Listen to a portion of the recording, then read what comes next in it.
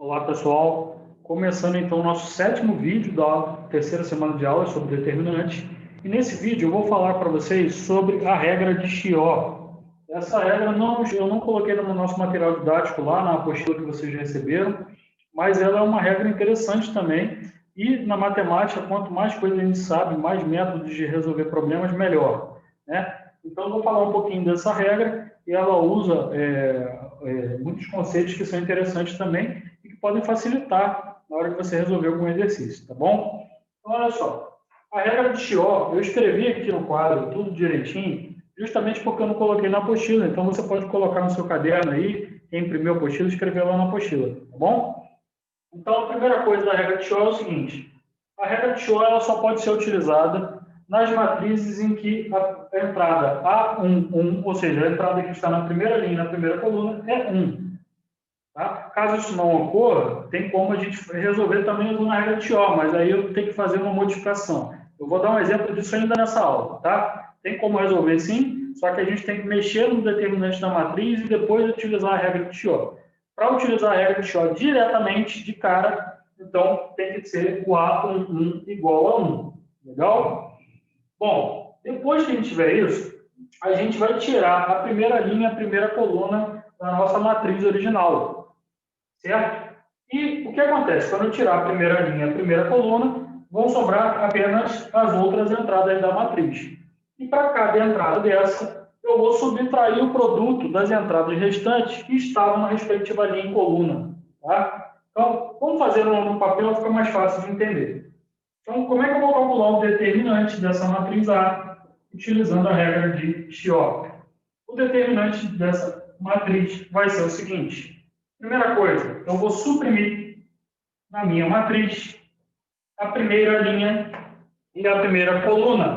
Então, suprimir a primeira linha e a primeira coluna, eu já verifiquei que a primeira entrada é 1, tá certo? Agora, o que eu vou fazer? Sobrou 1 aqui, 3, 0 e menos 2. Eu vou pegar, para utilizar a regra de Chió, eu vou pegar o 1 e vou subtrair do produto das entradas que foram retiradas, mas que correspondem, que estão na mesma linha e na mesma coluna dessa entrada 1 aqui. Então, a entrada 1 sobrou, e agora eu vou pegar o 1 e vou subtrair de quem? 0 vezes 2. O 0 porque ele está na mesma linha do que o 1, e o 2 porque ele está na mesma coluna. Então, isso que significa aqui esse terceiro ponto que eu coloquei. Vou pegar o 1 e vou subtrair de 0 vezes 2, porque o 0 está na mesma linha do 1 e o 2 está na mesma coluna. Aí eu vou para o 3. Vou pegar o 3 e vou subtrair de quem? 0 vezes 5. Por que 0 vezes 5? Porque o 0 está na mesma linha e o 5 na mesma coluna do 3. Então, 0 vezes 5. Aí agora eu venho para o 0. O 0, vou escrever aqui, eu vou subtrair de quem? Menos 1 vezes 2. Porque o menos 1 foi a entrada que foi retirada e estava na mesma linha do 0. E o 2 foi a entrada que foi retirada, mas que ela estava na mesma coluna do 0. Então, 0 menos 1 vezes 2. Ok? E, por último, menos 2. Menos 2, que eu vou subtrair de menos 1 vezes 5. Sabe o que é interessante desse método? É que com esse método, em vez de calcular o determinante de uma matriz 3 por 3, eu vou calcular o determinante de uma matriz 2 por 2. Então, esse método, ele reduz em uma unidade a ordem na matriz que eu iria calcular anteriormente.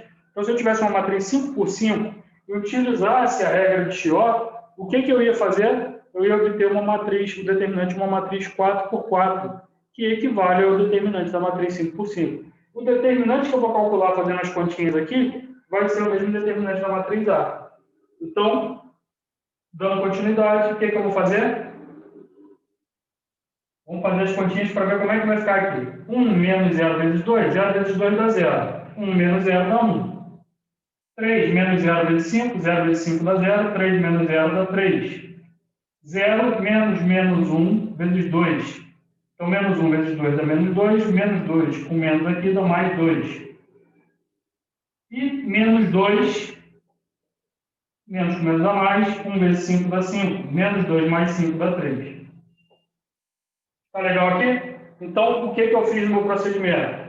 Eu tinha o determinante de uma matriz A, que era 3 por 3 para calcular. E utilizando a regra de Chió, eu obtive uma matriz 2 por 2, cujo determinante é a mesma coisa, é igual ao determinante da matriz 3 por 3 anterior. E para calcular isso, é só fazer essa continha. 1 vezes 3 dá 3, 3 vezes 2 dá 6. Então fica 3 menos 6 e dá menos 3. Acabei de calcular o determinante da matriz A, que é menos 3. Eu utilizei para isso a regra de Chió. Transformei um determinante 3 por 3 num determinante 2 por 2. Então, recapitulando, para fazer isso, verifique se a entrada A11 é igual a 1. Verifiquei. Vamos suprimir a primeira linha e a primeira coluna da matriz. Tirei a primeira linha e risquei a primeira coluna. Sobraram as entradas 1, 3, 0, menos 2. De cada uma das entradas restantes, eu vou subtrair o produto dos elementos retirados, que estavam anteriormente na mesma coluna e na mesma linha daquela entrada. Ou seja, o que eu vou fazer? Eu peguei o 1 e desse 1 eu subtraí 0 vezes 2, porque o 0 estava na mesma linha e o 2 na mesma coluna do 1 que sobrou. E aí eu fiz isso em todas as entradas. 3 menos 0 vezes 5, 0 menos menos 1 vezes 2 e menos 2 menos 1 vezes 5. Eu obtive um outro determinante. E quando eu faço essas continhas, fica claro verificar aqui que a gente tem um determinante 2 por 2, ou seja, eu reduzi a ordem da matriz que eu queria calcular o determinante. E agora, tendo uma matriz 2 por 2, fica fácil fazer. 1 vezes 3, produto da diagonal principal, menos o produto da diagonal secundária, que é 6. 3 menos 6 dá menos 3. Fechou. Por último, será obtida uma matriz cujo determinante será igual ao da matriz original. Está aí, obtive essa matriz cujo determinante é menos 3, que é igual ao determinante da matriz A original. Legal? Então, essa regra de Scholl é muito, muito útil. Ela adianta muito os cálculos, dependendo do que você tiver de matriz. Tá? Eu vou fazer um outro exemplo, porque aqui eu fiz o exemplo que começava com a entrada A11 igual a 1. Eu vou fazer um outro exemplo aqui que isso não acontece, para a gente ver como que a gente tem que proceder se a gente não tiver um aqui. Dá para aplicar a regra de Scholl? Dá. Só que a gente precisa fazer uma alteração antes de aplicar a regra de Scholl. E essa alteração, ela vai usar aquelas mesmas regras que eu falei do método da triangulação para o cálculo do determinante, tá? Então, as mesmas regras que eu tinha aplicado lá, a gente pode aplicar aqui para conseguir obter o 1 na entrada A1. Eu obtive 1 ali, sigo em frente e cálculo uso a regra de Scholl. Então, vamos lá. Eu coloquei um outro exemplo, que é a matriz B. Essa matriz é assim: 3, 2, 1, 1, 5, 4, menos 4, 6 e 8. 3, 2, 1, 5, 4, menos 4, 6 e 8.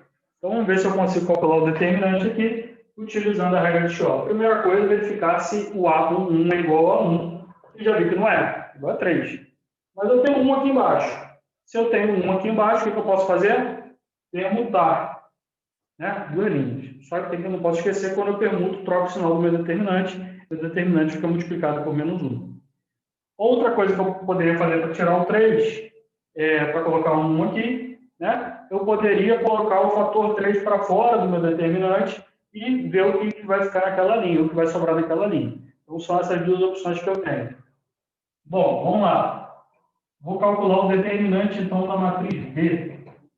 Antes de mais nada, como eu vou permutar, né? Deixa eu escrever do zero aqui para ficar bem didático. 3, 2, 1, 1, 5, 4, menos 4, 6, 8. Esse é o determinante que eu quero calcular.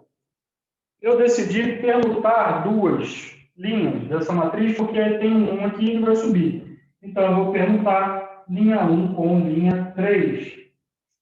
Ok? E aí, como é que vai ficar isso daqui? Quando eu permuto, eu tenho que multiplicar por menos 1 meu determinante. Então, vai ficar menos 1 multiplicado por, agora sim, vamos trocar, 1, 4, 8 vem para cima. E o 3, 1, menos 4 vem para baixo. Troquei a primeira linha com a terceira. Na segunda linha, eu vou repetir. Agora que eu tenho 1 aqui, voltamos à regra de Scholl. Verificar se o A1 é igual a 1. Está aqui. Legal. Então, agora, fica fácil. Então, vamos suprimir a primeira linha, a primeira coluna. Primeira linha, a primeira coluna. E vou dar continuidade aqui em cima, só para uma questão de espaço mesmo. Então, o que vai acontecer aqui? Suprimir a primeira linha, a primeira coluna.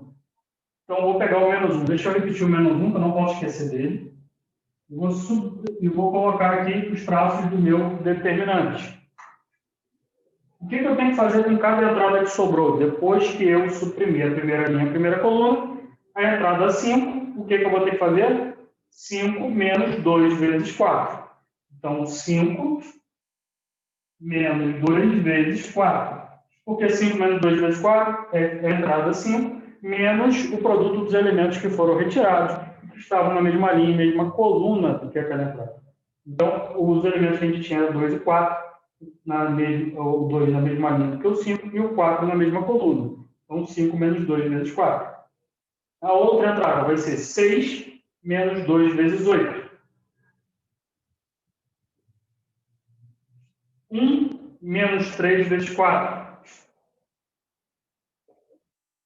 E menos 4 menos 3 vezes 8. Tá legal aí? Vou colocar o menos 1. Vamos ver como é que vai ficar o meu determinante. Perceba que eu tinha um determinante 3 por 3. Né? E aí agora eu vou ter um determinante 2 por 2. Fica mais fácil. Então, ó, 2 vezes 4 dá 8. 5 menos 8 dá menos 3. 2 vezes 8 dá 16. 6 menos 16 dá menos 10. Tá? 3 vezes 4 dá 12. 1 menos 12 dá menos 11. 8 vezes 3 dá 24. Menos 24 menos 4 dá menos 28. Legal? E agora, o que eu vou fazer aqui? Olha que facilidade. Era 3 por 3 meu determinante, virou 2 por 2. Vou pegar o menos 1, tá? Que eu vou repetir, para não errar. E vamos calcular o determinante aqui, fazendo o produto das entradas da diagonal principal menos o produto das entradas da diagonal secundária, já que é uma matriz, um determinante de ordem 2 ali. Tá certo? Então, vamos lá.